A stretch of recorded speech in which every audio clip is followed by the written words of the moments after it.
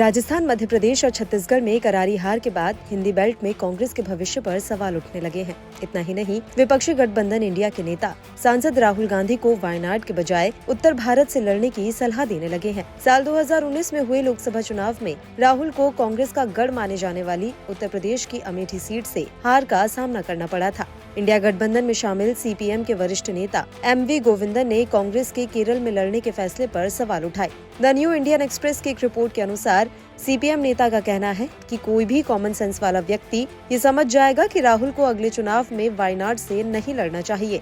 राहुल ने 2019 चुनाव में वायनाड सीट से बड़ी जीत हासिल की थी।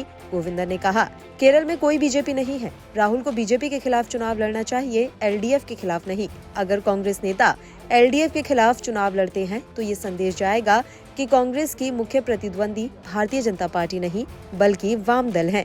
राहुल को बीजेपी के गढ़ों में जाकर चुनाव लड़ना चाहिए।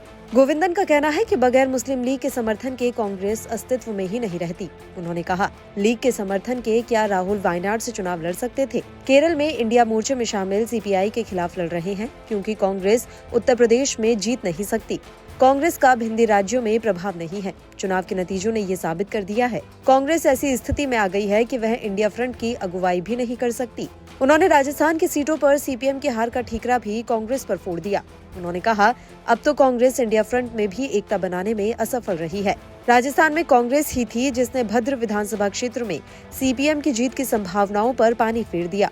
आपको बता दें कि भारत निर्वाचन आयोग यानी ईसीआई ने रविवार को चुनाव परिणामों का ऐलान कर दिया था। 199 सीटों पर राजस्थान में चुनाव हुए और बीजेपपी ने 115 सीटें हासिल की, जबकि कांग्रेस को महज 69 सीटें ही मिली। एमपी में 230 में से कांग्रेस को सिर्फ 66 सीटें ही मिली। यहाँ बीजेपी 163 सीटों पर विजयी हुई। छत्तीसगढ़ में कांग्रेस 35 सीटें जीती और बीजेपी के खाते में 54 सीटें आई।